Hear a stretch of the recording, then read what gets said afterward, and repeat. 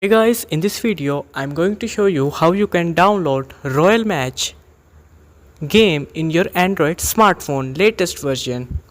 So let's get started. First you need to open your Google Play Store and in the search icon in the search bar type Royal Match game and click this search option. Simply ignore this first option which says Candy Crush Saga. This is only an ad, ignore it. Your game is second option. Click on it and you can see the original game has 100 million plus downloads. Click this install button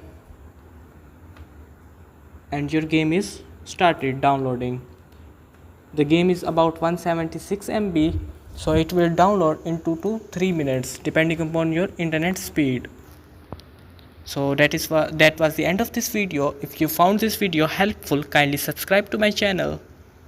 Do comment down if you have any question. Thanks for watching and have a nice day.